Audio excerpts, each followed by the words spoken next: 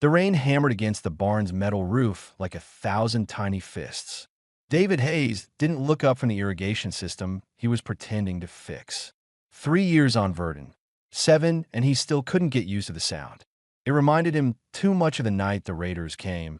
His hands moved through the motions automatically. Tighten this valve.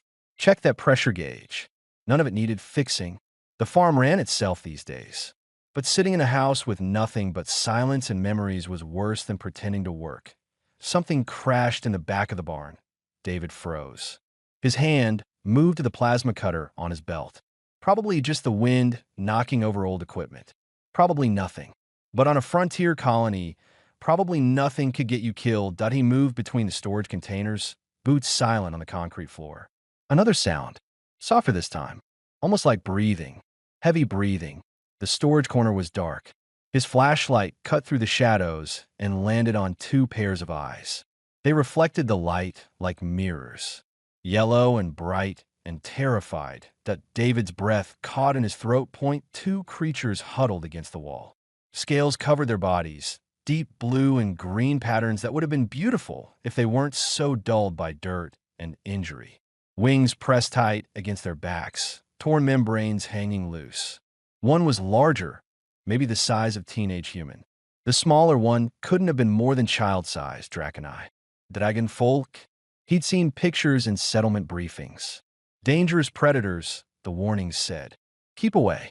Report sightings immediately. The larger one shifted, placing herself between David and the smaller creature. Her lips pulled back, showing rows of sharp teeth. A warning that would have been more threatening if she wasn't shaking. Easy, David said quietly. He lowered the flashlight so it wasn't shining in their eyes. I'm not going to hurt you. The larger one's eyes narrowed. She didn't believe him. Smart. David took a step back, giving him space. The movement made the smaller one whimper. The sound hit him like a punch to the chest. He'd heard that exact sound from his daughter Lily the night the raiders came. Pure terror mixed with desperate hope that someone would make it stop. His hand moved away from the plasma cutter. You're hurt, he said, still keeping his voice low. Let me help. The larger one's translator chip crackled. Her voice came out rough and halting. You will call authorities. We know human law. David should call them. Settlement Law Article 47 was clear. Harboring unauthorized alien species meant jail time. Asset seizure. Deportation at minimum. But he kept seeing Lily's face in that smaller creature's terrified eyes. How long since you ate? He asked instead. The question seemed to catch the larger one off guard. She didn't answer. Right. David took another step back toward the barn entrance. Stay here. I'll be back. He left before they could run. Before he could think too hard about what he was doing. The house felt even emptier than usual. David pulled synthetic meat from the freezer.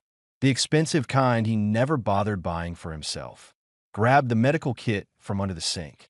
Added a heating blanket because he remembered Drac and I were cold-blooded. When he returned, they were still there. The larger one had positioned herself even more protectively in front of the smaller creature. She watched David's every move as he set the items down and backed away. Eat, he said. I'll wait over here. The standoff lasted maybe 30 seconds. Then hunger won. The larger one grabbed the meat and tore off a piece, giving it to the smaller one first. The little one's eyes went wide. She ate like she hadn't seen food in days. Probably hadn't. David felt something twist in his chest. They finished the meat in minutes. The larger one kept glancing at David, waiting for the trap to spring. But he just sat on an overturned crate, giving them space. I'm Lyra. The larger one finally said through her translator. This is Nessa, my sister. David. He nodded toward Nessa. She doesn't have a translator? Taken, Lyra said simply. The word held volumes of pain. Nessa made a series of clicking sounds. Lyra's expression softened. She asks, why you help? David looked at the 2 frightened creatures in his barn. Injured. Alone. Running from something that had clearly broken them. Because someone should have helped my daughters, he said quietly. And no one did. The words hung in the air. Lyra stared at him, searching for the lie. She didn't find one. The cuts on your wings need cleaning, David said, changing the subject. Infection out here can kill you in days. Will you let me help? Lyra hesitated. Nessa clicked something urgent. After a long moment, Lyra nodded. David worked carefully, cleaning the wounds while Lyra translated his instructions to keep Nessa calm. The younger sister's wings had been damaged badly. Probably wouldn't heal right without proper medical care. The kind he couldn't provide without raising questions by the time he finished. The sky outside was turning dark. David stood, gathering the medical supplies. "You can't stay in the barn," he said. "Too cold at night. Come inside." "This is trap," Lyra said flatly. But she sounded tired. So tired. "Maybe," David admitted. "But it's a warm trap with more food. You can leave anytime." He walked toward the house without looking back. After a moment, he heard the soft sound of clawed feet on concrete following him. The house lights seemed harsh after the barn's darkness. David watched Lyra and Nessa look around his living room with wide eyes. They'd probably never seen human furniture before. Nessa reached out to touch the couch, then pulled her hand back like she'd been burned. "It's okay," David said. "You can sit." They didn't sit. They stood in the middle of the room, ready to run. David pulled out more food, set out water, found blankets that could handle the heat their bodies generated. Through it all, the sisters watched him with that same mixture of fear and desperate hope. Nessa's eyes kept closing. She swayed on her feet. Lyra supported her, but she looked ready to collapse too. "Sleep," David said. "I'll keep watch." "What?" Lyra asked. The translator couldn't hide the confusion in her voice. "Why do this?" David looked at the two exhausted creatures in his living room. He thought about his empty house, his empty life, the 3 years he'd spent just going through the motions. "Because I'm tired of being alone," he said honestly. Lyra didn't respond. But slowly, carefully, she helped Nessa settle onto the couch. The younger sister curled into a tight ball, wings folded close. Within seconds, she was asleep. Lyra positioned herself between Nessa and David. Her eyes stayed open, watching, protecting. David settled into his chair across the room. Outside, he heard the familiar hum of settlement patrol, drones passing overhead. His decision to bring them inside suddenly felt very real. Tomorrow would bring complications, questions, danger. But tonight, his house didn't feel quite so empty. And for the first time in 3 years, David Hayes felt something other than the mechanical routine of survival that he felt needed. Sunlight hit David's face, and he jerked awake. His neck ached from sleeping in the chair. For a confused moment, he forgot why he wasn't in his bed. Then he saw the empty couch and remembered everything. David shot to his feet. The blankets lay crumpled on the floor. The sisters were gone. Of course they were gone. He'd been stupid to think they'd stayed. A soft clicking sound came from the kitchen. David moved quietly to the doorway.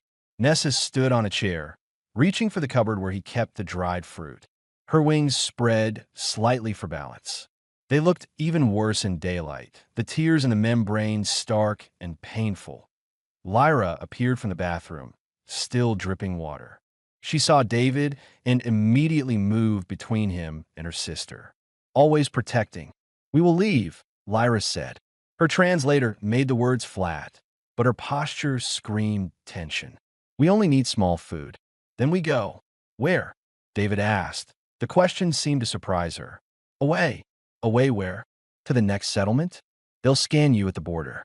"To the wilderness?" "You won't last a week with those injuries." Lyra's jaw tightened. "Not your problem." "You're in my house eating my food," David said. "That makes it my problem." Nessa clicked something urgent. Lyra shook her head. They were arguing in their own language. Finally, Lyra's shoulders slumped. "There is nowhere," she admitted quietly. "We run for 2 months. Everywhere has laws against us. Everywhere wants to send us back to them." "Back to who?" Lyra's expression hardened. "The collectors. Rich beings who take rare species. Keep them in cages. Show them to friends." Her claws dug into her palms. "They killed our parents. Took us. We escaped, but they still hunt us."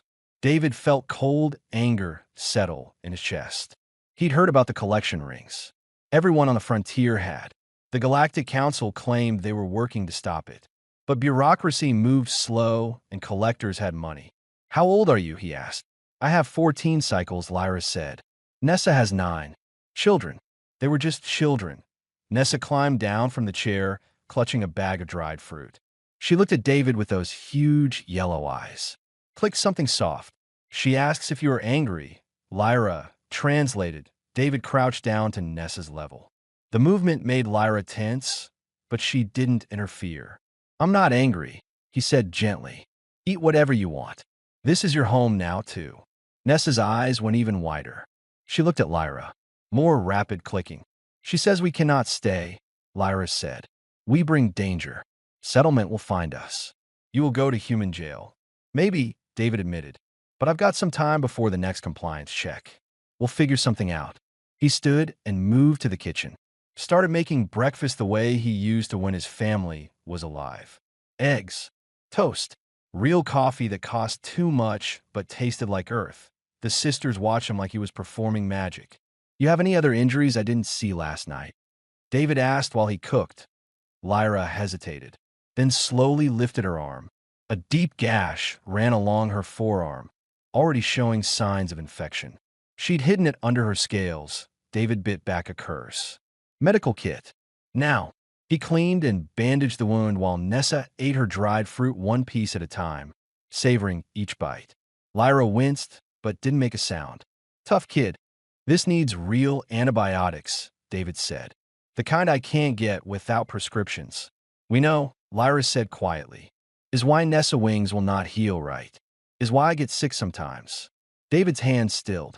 These injuries weren't going to heal on their own. Without proper treatment, infection would spread. Nessa's wings might never work again.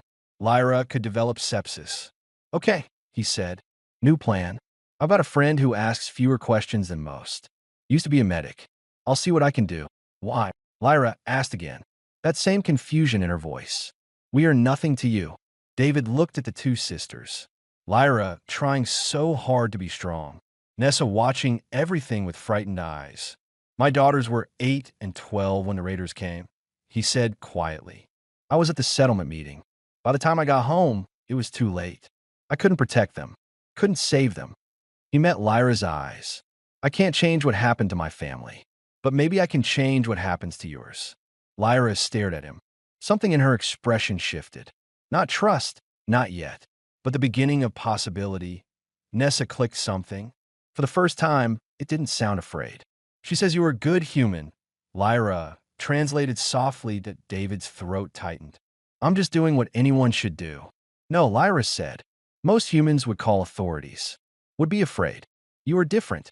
The conversation was interrupted by a loud beep from David's comm unit. He checked the display and felt his stomach drop. Settlement Administrator Mrs. Kowalski. Requesting visit for power usage review. Hide, David said urgently. Now. The sisters didn't argue. Lyra grabbed Nessa, and they moved fast, disappearing into the spare bedroom. David heard the closet door shut. He smoothed his hair, checked his reflection. Tried to look like a man who hadn't just harbored illegal aliens overnight. Mrs. Kowalski arrived in her official vehicle, all business in her gray administrator uniform. She'd always been thorough, probably why she'd noticed the power spike from the heating blankets. David, she said, her smile not reaching her eyes. Your energy consumption jumped 30% this week. Everything all right. Fix the old heating system, David lied smoothly. Running diagnostics. Testing each zone. She made a note on her tablet. Mind if I come in? Part of standard review. Every muscle in David's body went tense. Of course. She walked through the house with professional efficiency. Living room. Kitchen. Her eyes caught on the extra dishes in the sink. The blankets on the couch. Having guests, she asked casually. Just couldn't sleep, David said. Watched old videos. Fell asleep out here. She hummed non-committally. Moved toward the bedrooms. David's heart hammered. If she opened that closet. If Nessa made a sound. Mrs. Kowalski paused at the spare bedroom door. Her hand reached for the handle. A loud alert blared from her comm unit. She checked it and frowned. Fire suppression failure at the grain warehouse, she muttered. I have to go. We'll reschedule this review. David managed to nod. Anytime. He walked her to the door. Watched her vehicle disappear down the road. Only then did he let out the breath he'd been holding. The closet door opened slowly. Lyra emerged first, Nessa behind her. That was close, David said. Too close, Lyra agreed. We should leave. Before next time. But Nessa was looking around the house. At the pictures on the walls. The comfortable furniture. The kitchen where food appeared like magic. She clicked something long and complicated. Lyra's expression softened. She says this is nicest place we ever stay. She asks if we could stay just a little longer. Just a few more days. David looked at the hope in Nessa's eyes. The exhaustion in Lyra's posture. These children who'd been running for so long. Yeah, he said. A few more days. He knew he was lying to himself. Knew that every day would make it harder to let them go. Knew he was already in too deep. But for the first time in 3 years, David's house felt like a home again. And he wasn't ready to give that up. 3 weeks passed like a dream. David was afraid to wake from it. He taught the sisters to help with the farm work. Lyra learned quickly, her strength making the heavy lifting easier. She could carry irrigation pipes that took David 2 trips. Nessa was too small for most tasks, but she tried anyway, determined to be useful. In the evenings, David found his daughter's old books. Lyra devoured them, learning human standard language faster than seemed possible. She asked endless questions about Earth, about oceans and mountains and cities that touched the sky. Nessa still didn't talk much. Her clicks and chirps were her main language, but she started following David around like a shadow. When he worked at his desk, she'd curl up nearby with drawing supplies he'd found in storage. Her pictures were strange and beautiful, all flowing lines and bright colors. David started to forget what silence felt like. He also started to forget they were living on borrowed time. The reminder came on a Tuesday. Settlement news announced mandatory bioscans for all residents. Every person, every dwelling, every registered occupant. The Galactic Council was cracking down on illegal harboring. 3 days. That's all they had. David sat at the kitchen table, staring at the announcement. Lyra read over his shoulder, her translator chip processing the words. We leave tonight, she said quietly. Nessa looked up from her drawing. She didn't understand the words, but she understood Lyra's tone. Her eyes filled with tears. No, David said. Lyra's head snapped toward him. No, we're not splitting up.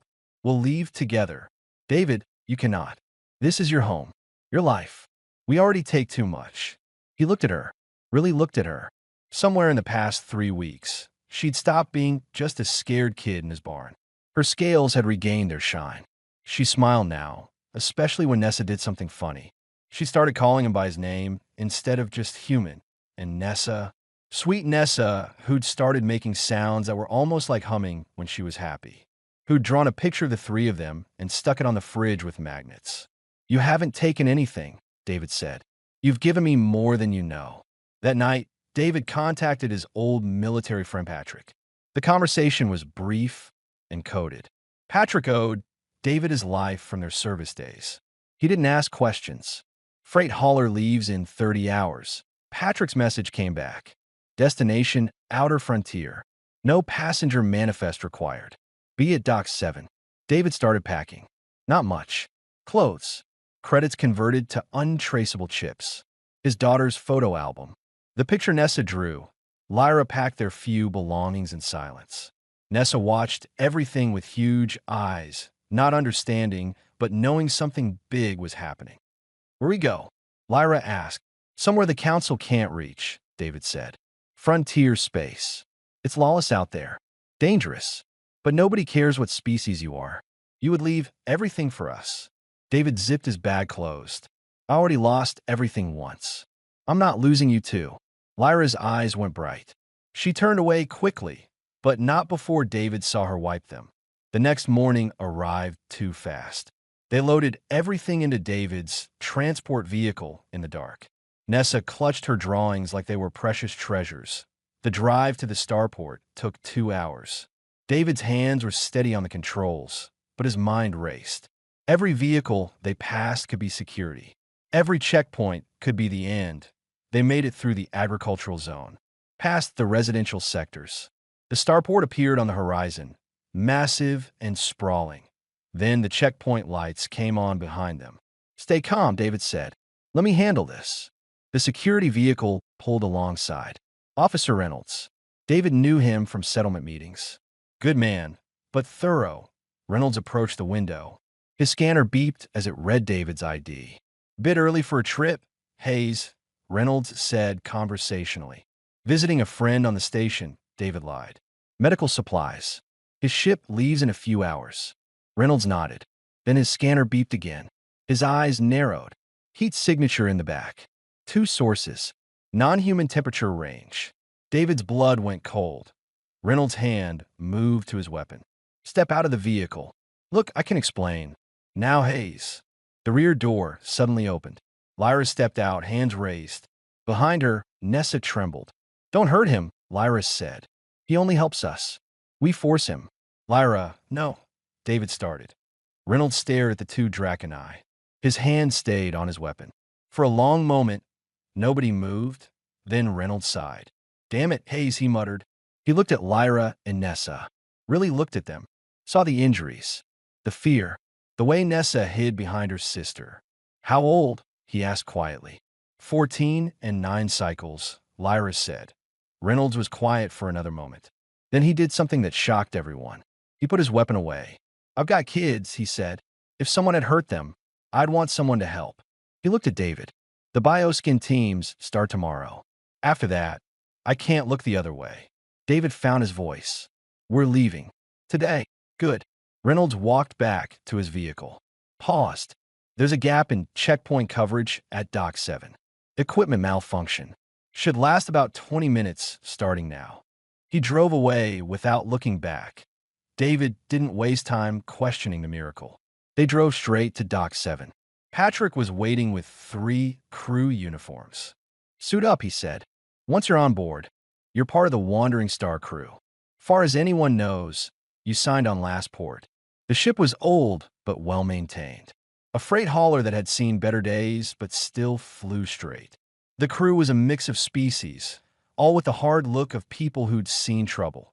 Captain Lewis met them in the cargo bay. Human, maybe 60, with scars and a no-nonsense attitude. Patrick says you're good people, she said to David. Says you saved his life in the war. Yes, ma'am. And she nodded at the sisters. They're with me. Captain Lewis studied Lyra and Nessa. Draconi. Council's got bounties on collection escapees. David's hand moved to his plasma cutter. They're not going back. Easy. Captain Lewis raised her hands. I'm not turning in kids. Just stating facts. You want passage to the frontier, you work for it. All 3 of you. Can you handle that?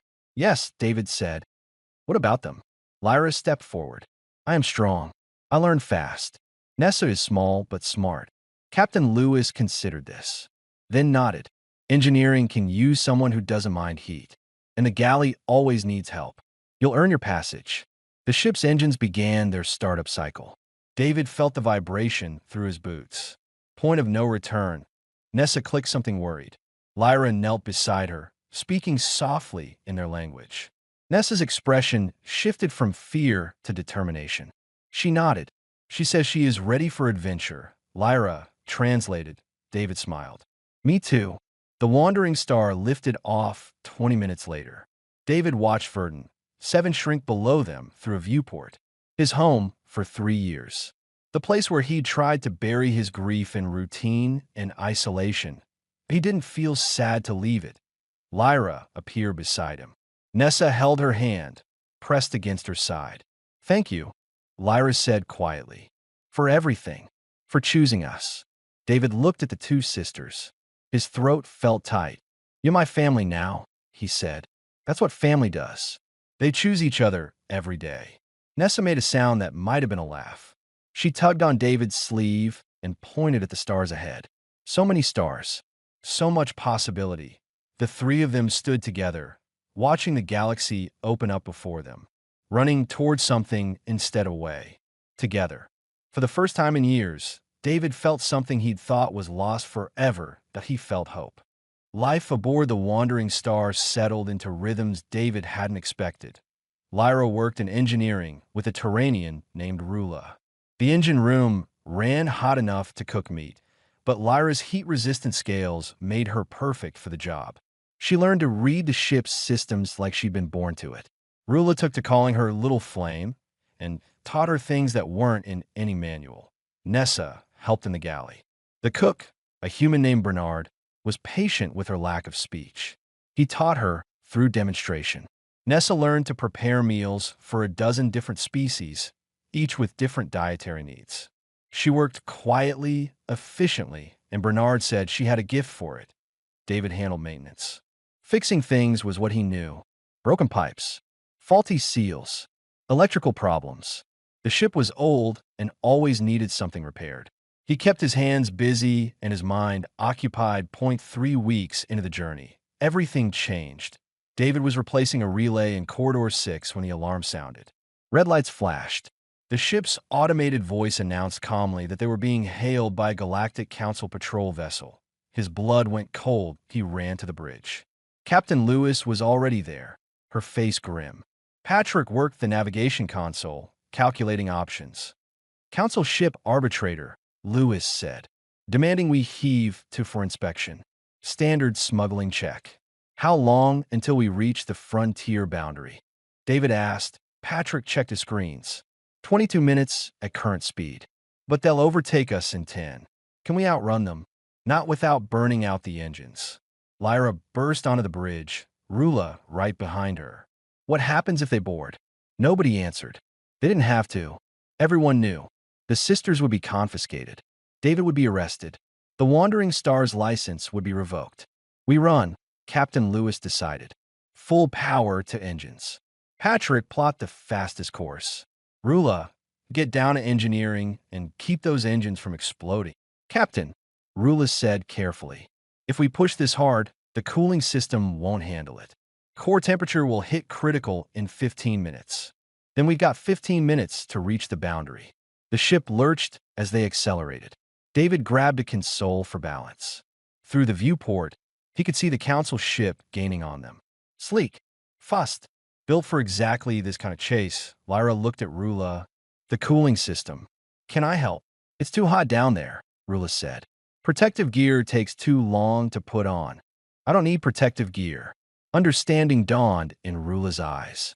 You'd have to manually reroute the coolant lines. If you make a mistake, the whole system fails. Tell me what to do. David grabbed Lyra's arm. No, it's too dangerous. You leave your home for me, Lyra said. Her yellow eyes met his. Let me help save ours. Before David could argue, she was gone, racing down the corridor with Rula. The arbitrator fired a warning shot. It streaked past the viewport, close enough to make everyone flinch. 12 minutes to boundary, Patrick called out. But the council ship will be in weapons range in 4. Nessa appeared in the doorway. Her eyes were huge and frightened. She clicked urgently. She wants to know if Lyra is safe, Bernard translated. He'd followed her to the bridge. She's helping, David said, try to keep his voice steady. Down in engineering, the temperature was climbing past safety limits. David watched through the security feed as Lyra moved through spaces that glowed red with heat. Her scales provided protection, but even she had limits. Rula's voice crackled over the comm, core temperature at 90% critical. Lyra's rerouting coolant flow 3. It's working, but we need more time. Time we don't have, Lewis muttered. Another alarm blared. This time from the ship's exterior sensors. They've locked weapons, Patrick said, targeting our engines. If the arbitrator disabled their engines, it was over. David looked at the security feed, at the ship's layout. An idea formed. Crazy. Dangerous. But maybe their only chance. The communications array, he said. It's damage from our acceleration. If someone went out there and made it worse, we could claim system failure. They can't legally fire on a ship with comm problems. That's EVA work, Captain Lewis said. In the middle of high-speed flight. Whoever goes out there could get torn off the hull. I'll do it, David said. No. Nessa's voice was small but clear. Everyone turned to stare at her. It was the first time she'd spoken in front of anyone but Lyra. She walked to David and tugged his sleeve. Pointed to herself. Click something complicated. Bernard listened carefully. She says she's smaller, lighter, less chance of being pulled away. She can reach the maintenance hatch better than you. Absolutely not, David said. Nessa looked up at him. For the first time since he'd met her, she wasn't afraid. She was determined. She clicked again. Bernard swallowed hard. She says you saved them. Now it's her turn. David wanted to refuse. Wanted to lock her somewhere safe. But he saw the resolve in her eyes. The same resolve he'd seen in Lyra. These weren't helpless children anymore. I'll talk her through it, he said finally. Every step. Captain Lewis didn't look happy, but she nodded. Get her suited up. Fast. The child-sized DVA suit barely fit Nessa. David checked every seal twice. Attached the safety line 3 times. His hand shook. Listen to me carefully, he said, kneeling to her level. You go straight to the array. I'll tell you exactly what to disconnect. Then you come right back. Understand? Nessa nodded. She reached up and touched his face gently. A gesture of comfort. Then she was in the airlock. David watched through the camera as the outer door opened. Nessa emerged onto the hull. The stars streaked past at impossible speeds. One wrong move, and she'd be lost. Okay, sweetheart, David said into the comm, his voice steady despite his terror. See the panel marked C7? Nessa moved slowly across the hull. Her small size was actually an advantage. She wedged herself into the maintenance space easily. Good girl. Now open it. Carefully. The arbitrator was closing fast. Patrick counted down. 5 minutes to weapons range. 7 to boundary. In engineering, Lyra was covered in coolant, working frantically to keep the systems online on the hull. Nessa's small hands worked the panel connections. Disconnect the blue cable, David instructed. Just the blue one. Nessa pulled the cable free. The ship's comm system immediately started broadcasting distress signals. Automated mayday calls that council ships legally had to respond to. The arbitrator broke off its weapons lock. They couldn't fire on a ship in distress. From minutes to boundary, Patrick announced. Nessa, come back now, David said. But Nessa's safety line had snagged on something. She pulled at it, but it wouldn't come free. David's heart stopped. Bernard, with me, he said, already moving. They reached the airlock just as the arbitrator started demanding they prepare for boarding. 2 minutes to boundary. 1 minute to boarding range. David didn't think. He suited up and went out.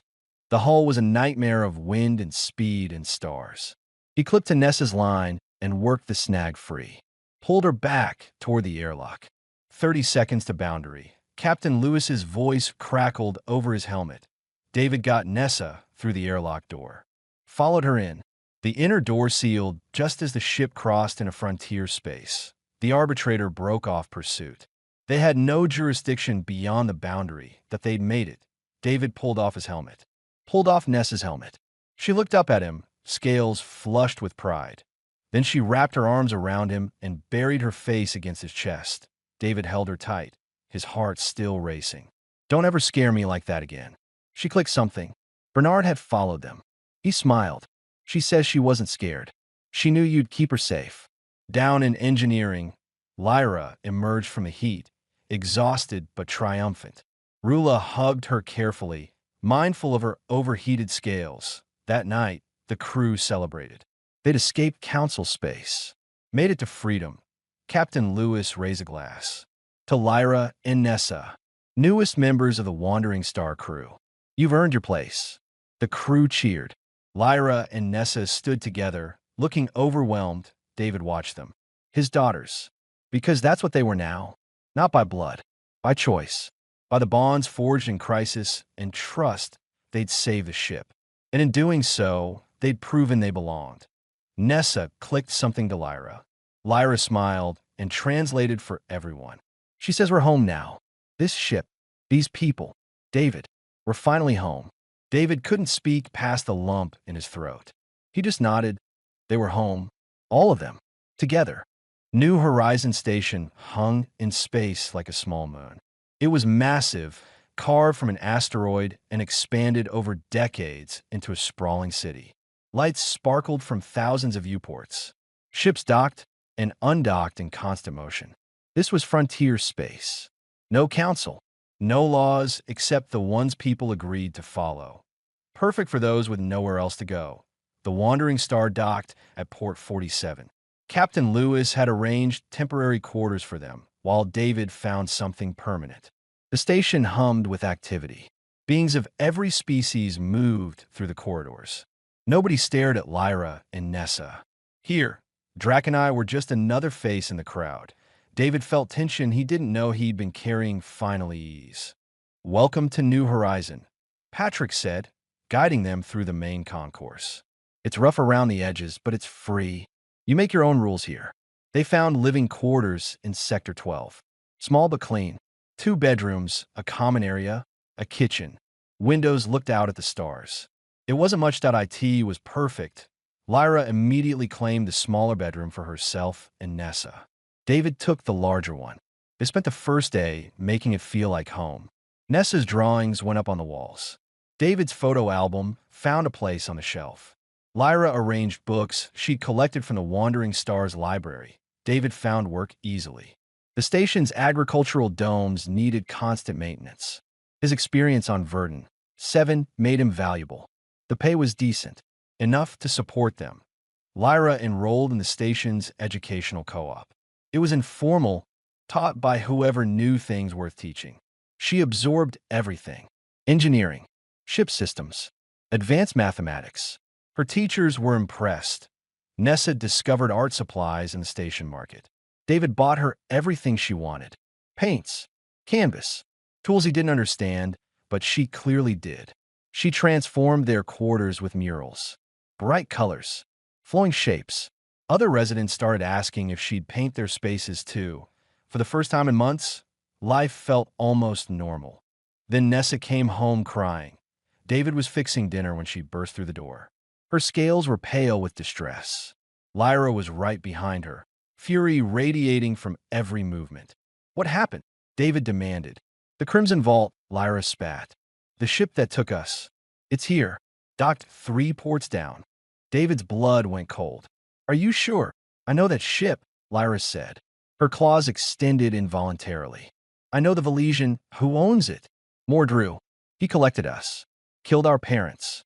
David pulled both sisters close. "Did he see you?" "No," Lyra said. "We ran. But if he's here, he might find us. This station is not so big." David's mind raced. They couldn't run again. Couldn't keep looking over their shoulders. Eventually, someone like Mordru would catch up. "We need help," he said as he contacted Patrick. Then others he'd met through work. A woman named Rebecca, who ran the station's security training center. A mechanic named Ahmed who'd helped David fix their apartment's heating system. One by one, David discovered he wasn't the only one with a story like his. Rebecca had rescued 3 Turanian children from corporate slavery. Ahmed's partner was a refugee from a world destroyed by corporate mining. The frontier was full of people who'd stood up against injustice. They met in David's apartment that night.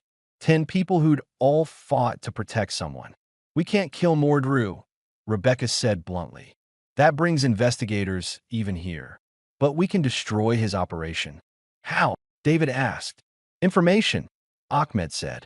"Collectors keep records, ship manifests, client lists, payment trails. If we expose it all, he loses everything. His clients abandon him. His suppliers refuse to work with him. He becomes worthless." Lyra had been listening quietly. Now she spoke up.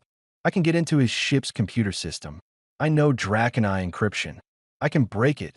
"Too dangerous," David said immediately. "This is our fight too," Lyra said firmly. "He took our parents, our freedom, our childhood. I want to fight back." David looked at her, at the determination in her eyes. She wasn't a scared kid anymore. She was strong, capable, and she deserved the choice. "Okay," he said, "but we do this smart. We plan everything." They spent 3 days preparing. Lyra studied the Crimson Vault systems remotely, finding weaknesses in its security. Ahmed provided tools. Rebecca taught David and Lyra combat moves, just in case. Nessa insisted on helping too, creating a distraction plan using her art. The night they executed the plan, David's hands were steady. Nessa set up an impromptu art show in the market near Mordru's ship. Free portraits. Her talent drew a crowd, including Mordru's crew, curious about the talented young Draconai artist. While they watched Nessa work, Lyra and David slipped aboard the Crimson Vault. The ship was a floating museum of stolen lives. Cages lined the cargo hold, some empty, some still occupied. David felt sick looking at them. Here, Lyra whispered. She'd found the main computer terminal. Her claws flew over the controls. His encryption is good, but I'm better. Files opened. Decades of crimes. Hundreds of victims. Client names that would make the Frontier's power brokers very nervous. Payment records that implicated officials and business leaders across multiple sectors. Got it, Lyra said, copying everything. Footsteps in the corridor. Someone was coming back. David moved to the door. A crew member appeared. Human. Armed. Who are you? The man demanded. Reaching for his weapon, David didn't think. He moved the way his military training taught him. Fast. Efficient. The crew member went down unconscious. Time to go, David said. They ran. Got off the ship just as alarms started blaring. Met Nessa at the arranged point. She'd finished her portraits and the crowd was dispersing. Back in their quarters, they transmitted everything. To news networks, to bounty hunter guilds, to every family member of every victim they could find.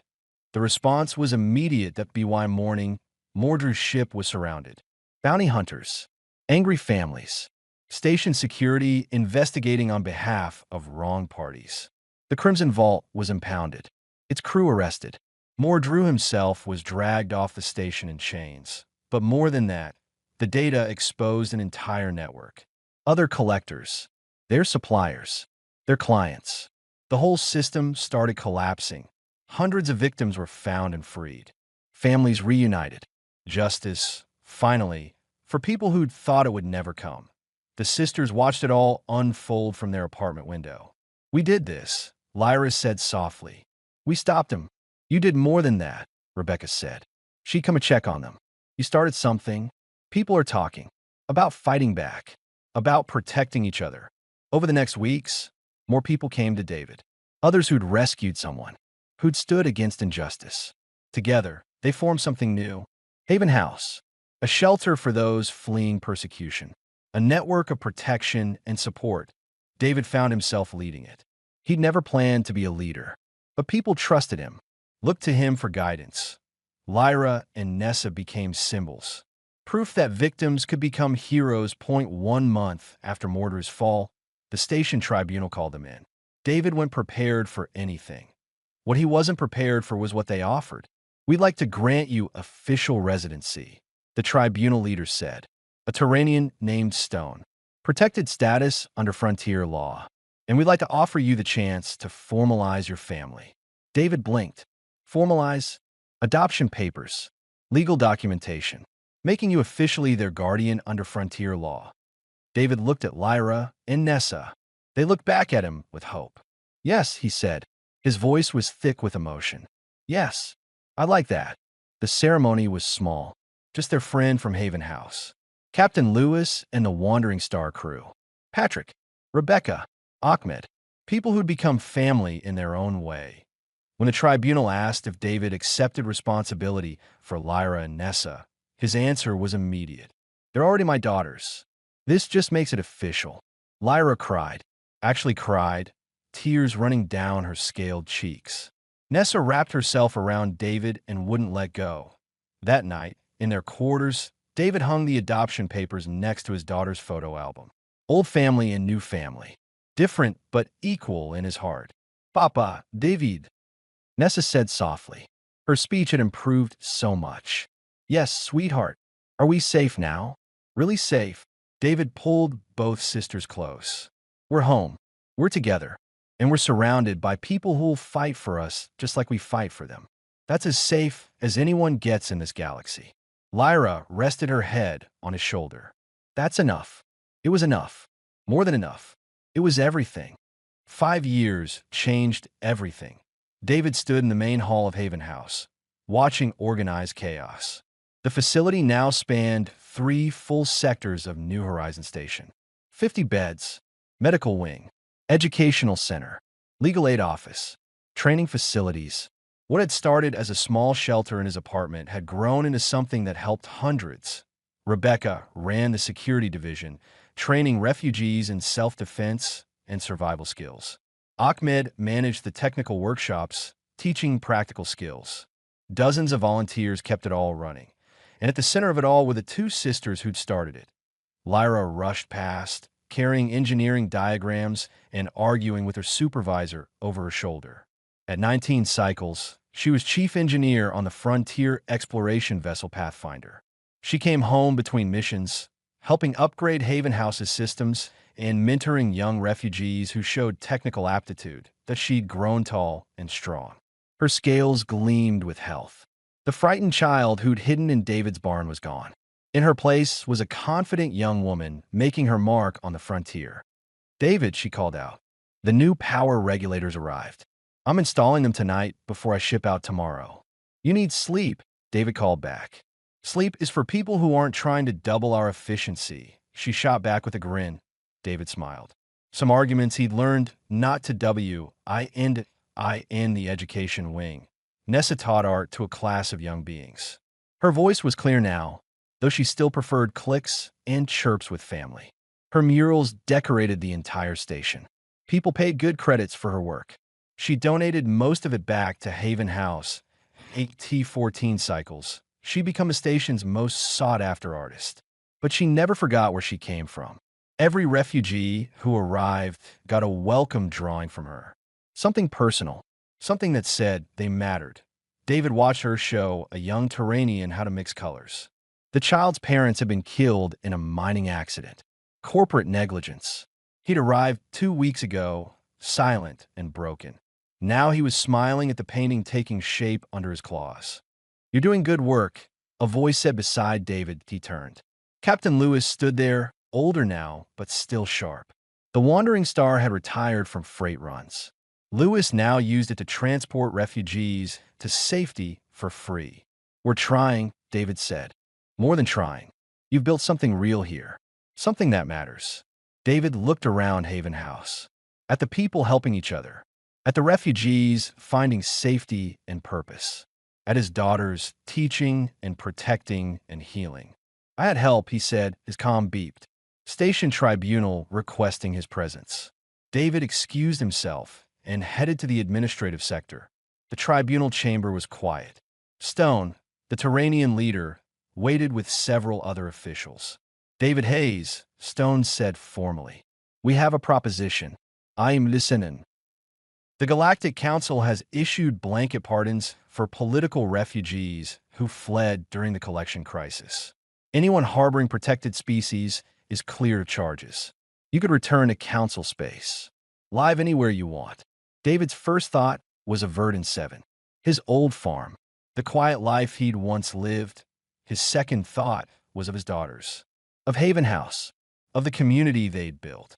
"And," he asked, "we'd like you to stay," Stone said, "as an official station administrator, director of refugee services, real authority, real resources. Expand what you've started." David didn't need to think about it. "What do Lyra and Nessa think?" "We haven't asked them. You're the parent. The decision is yours." But that wasn't how their family worked anymore. That evening, David gathered his daughters in their quarters. The place they'd first called home on the station. It was bigger now, more comfortable. But it still had Nessa's first mural on the wall. David's photos on a shelf.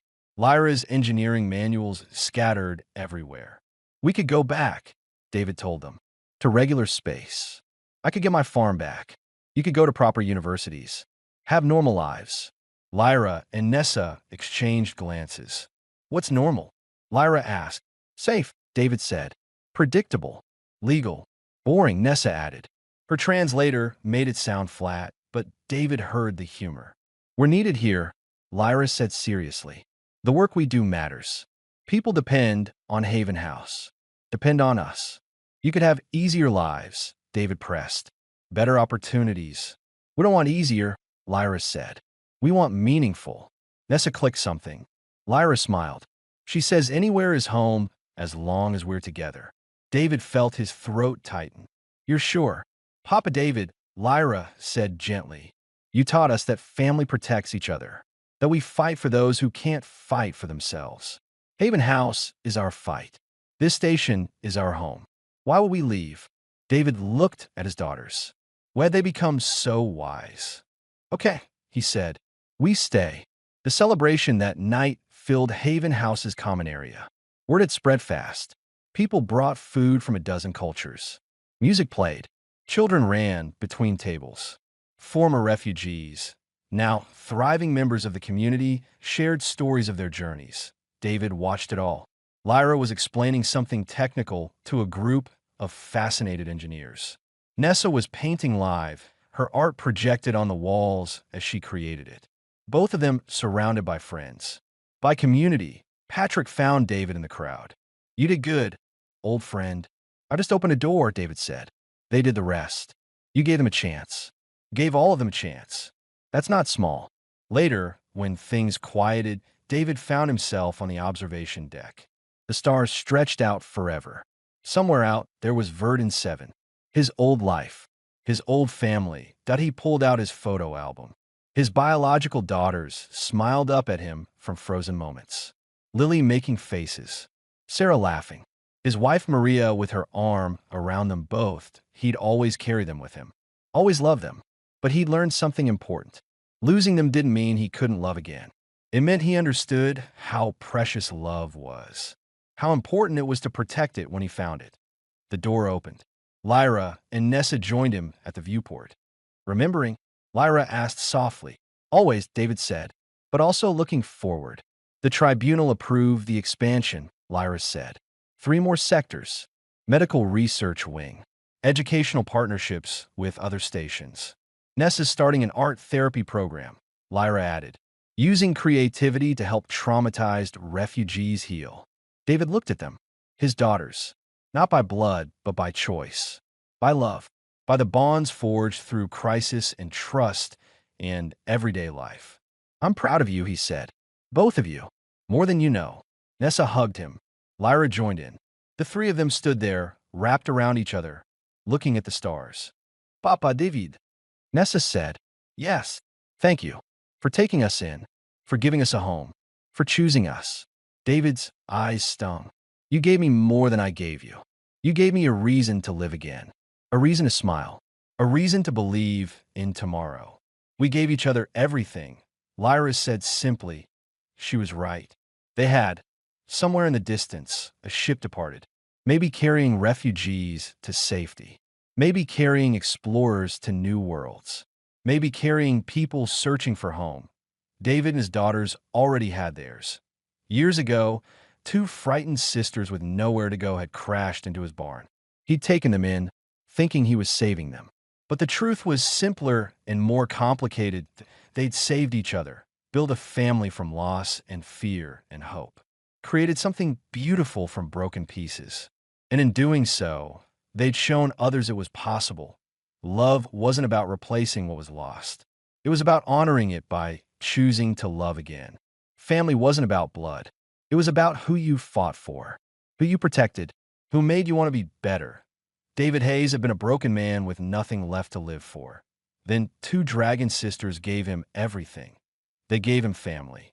They gave him purpose. They gave him hope. Most importantly, they gave him a reason to smile again. And he would spend the rest of his life making sure they knew how much that meant. The 3 of them stood together, watching stars and ships, and the beautiful chaos of the frontier station they called home. Together. Always together, a family not bound by blood, but by something stronger. Love. Choice. And the unbreakable bond of souls who'd found each other when they needed it most. That was enough. That was everything.